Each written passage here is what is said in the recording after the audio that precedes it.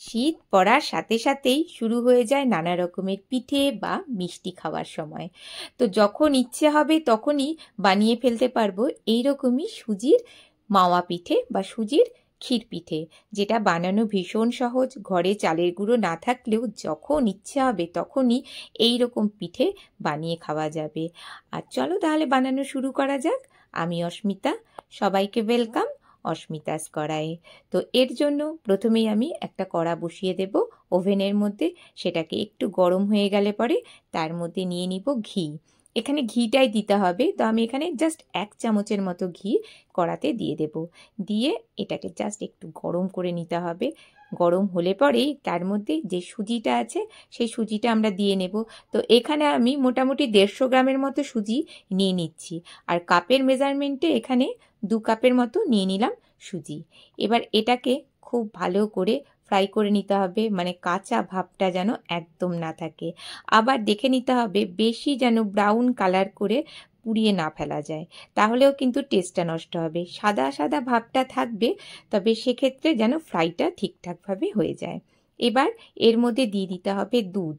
তো এখানে আমি মোটামুটি 450 ml এর মতো দুধ এখানে দিয়ে নিয়েছি। আর দুধটা কিন্তু ফুটনো দুধ বা জাল দেওয়া দুধ সেটাই ছিল। তো স্বাদ মতো চিনিটাও এই সময়তেই দিয়ে দেবো। তো আমি খুব একটা বেশি মিষ্টি খাই না বলে তো এখানে 2 চামচের মতো চিনি দিয়ে নিলাম। তো এটা যে যার স্বাদ মতো চিনিটা দিয়ে নিতে হবে।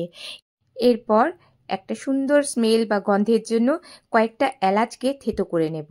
এলাচ যদি না দিতে চাও সেটা স্কিপ করা যেতে পারে, তো তার বদলে কিন্তু ভ্যানিলা এসেন্সও দেওয়া যেতে পারে। সেটাও কিন্তু ভীষণ ভালো একটা গন্ধ এই পিঠের মধ্যে আসে। তো এটাকে জাস্ট একটু থেতো করে ওপরের দিকে একটু ছড়িয়ে দিলাম। দিয়ে আর এলাচ যদি ব্যবহার করি তাহলে কিন্তু এই ফ্রেশ এলাচটাই আমরা এখানে ইউজ করব। তো এটা খুব তাড়াতাড়ি, সুজি তো তাড়াতাড়ি শক্ত হয়ে যায়। তো এটা জাস্ট 5 মিনিটের মধ্যেই কিন্তু তৈরি হয়ে গেল। এবার এটাকে তুলে নিয়ে একটু ঠান্ডা করার জন্য রেখে দেব। এবার ওই কড়াটাতেই একটু ধুয়ে নিয়েছি, তার মধ্যে নিয়ে নিলাম একটু জল আর নিয়ে নেব ফুল ক্রিম প্যাকেটের কাউ মিল্ক। এখানে ফুল ক্রিম দুধটা নিলে বেশি ভালো হয়, তাহলে পরে টেস্টটা বেশি ভালো আসে। আর যদি পিওর দুধ পাওয়া যায়, যেটা আমি বলি, তাহলে তো কোনো কথাই নেই, যেটা গরুর পিওর দুধ পাওয়া যায়। তো এর মধ্যে দিয়ে দিলাম 2টো তেজপাতা, সেটাও তাই একটা সুন্দর গন্ধের জন্য। এবার দুধটা ফুটতে শুরু করলে পরে যে শটটা উপরে পড়বে সেটাকে কন্টিনিউয়াসলি দুধের সাথে মিশিয়ে থাকবো, তাহলে পরে খুব তাড়াতাড়ি দুধটা ঘনও হয়ে যাবে আর অবশ্যই টেস্টটাও ভালো হবে। এবার এখানে চিনিটাও দিয়ে দেব। তো আমি এখানে 2 চামচের মতো চিনি দিয়ে নিলাম। চিনিটা এখানেও তাই নিজের স্বাদ মতো চিনি নিয়ে নিতে হবে। 1 চামচ নিয়ে নেব মিল্ক পাউডার আর নিয়ে নেব 1 চামচ দুধ। সেটাও কিন্তু একদম জাল দেওয়া দুধ যেটা হয় সেটাই, তবে ঠান্ডা করা দুধ, যাতে লাম্পস না হয় সেই জন্য ঠান্ডা করা দুধ এখানে ব্যবহার করলাম। দিয়ে খুব ভালো মতো মিশিয়ে সেই ফুটন্ত দুধের মধ্যে এটা দিয়ে দিলাম। তবে এটা কিন্তু অপশনাল, যদি মিল্ক পাউডার না পাওয়া যায় তাহলে টোটালি এটা স্কিপ করা যেতে পারে। তবে দিলে পরে তার টেস্টটা অনেকটা ভালো হয় কিন্তু। আর দুধটাও খুব তাড়াতাড়ি ঘনও হয়ে যায়। তো দুধটাকে আরও বেশিক্ষণ ধরে ফুটিয়ে একটু ঘন করে নিয়ে নেব। আর ততক্ষণে আমি অন্যান্য কাজগুলো করতে থাকি। তো এখানে কিছু নিয়ে নিলাম কাজু, আমন্ড বাদাম আর নিয়ে নিলাম কিশমিশ। তো এগুলোকে না যতটা সম্ভব এরকম ছোট ছোট পিস করে কাটা যায় ততটা সম্ভব ছোট ছোট পিস করে কেটে নেব।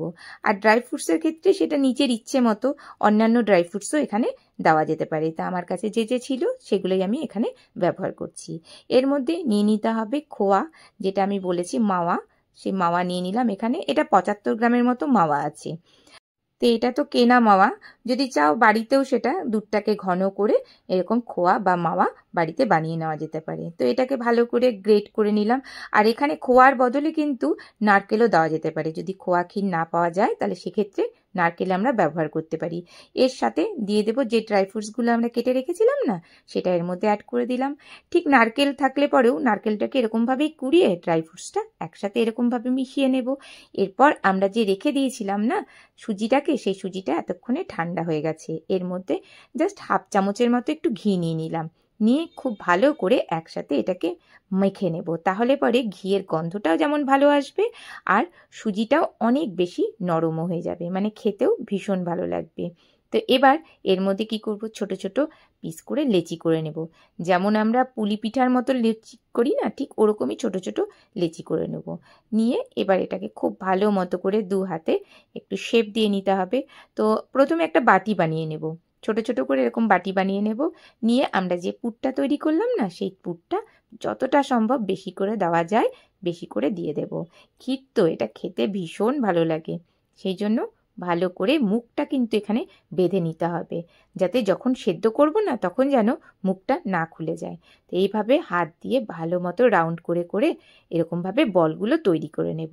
তো দুধটাও এতক্ষণে অনেকটাই ঘন হয়ে গেছে। তো এই ফুটন্ত দুধের মধ্যে আমরা যে বলগুলো বানালাম সেই বলগুলো এর মধ্যে দিয়ে দেব।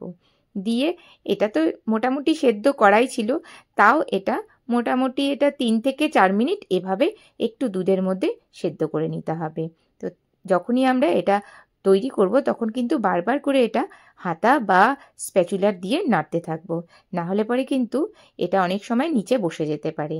এবারে আমি কিছুটা জাফরান দুধের মধ্যে গুলে রেখেছিলাম, এটা একটু কালারের জন্য, আর অবশ্যই জাফরানের স্মেলটাও ভীষণই ভালো হয়, সেই জন্য দিয়ে দিলাম। সেটাও তাই অপশনাল, না থাকলে পরে একদম স্কিপ করা যেতে পারে। আর কিছুটা দিয়ে দিলাম এলাচ, মানে 2টো এলাচকে থেতো করে এর মধ্যে দিয়ে দিয়েছি। দিয়ে এবারে ওভেনটাকে কিন্তু একদম অফ করে দেব। দিয়ে এবার এটাকে ঢেকে রেখে দেব মোটামুটি ঠান্ডা হওয়া পর্যন্ত। এটা তো ঢেকে রাখতেই হবে, পিঠে তো একটু ঠান্ডা ঠান্ডা খেতেই ভালো লাগে, আর ফ্রিজে রাখলে আরও ভালো। তো আমি এটা ঘন্টা 4 মতো রেখেছিলাম, তো ফ্রিজেই রেখেছিলাম, তো অনেকটাই দেখো জমেও গেছে। আর এটা যদি আরও বেশিক্ষণ রাখা যায়, মানে হোল নাইট যদি রাখা যায়, তাহলে এটা আরও বেশি ভালো হবে। তো এরকমভাবে আমরা সমস্ত বাটিতে তুলে নেব। আর দেখতেই পাচ্ছি দারুণ টেস্ট হয় কিন্তু। এই সময় একবার হলেও এটা একবার বানিয়ে দেখো, আর কেমন হলো সেই ফিডব্যাকটা আমায় দেবে। ওপর দিকে একটু খোয়া ক্ষীর আর বাদাম যেটা ছিল সেটা বেঁচে গেছিলো, ওপর দিয়ে এরকমভাবে ছড়িয়ে দিলাম। দিয়ে এটা একদম এখন খাওয়ার জন্য কিন্তু রেডি। কেমন লাগলো জানাতে পারো, ভালো লাগলে একটা লাইক দিতে ভুলো না, আর আমার চ্যানেলটিকে সাবস্ক্রাইব করে রেখো। আজকে এ পর্যন্তই, টাটা।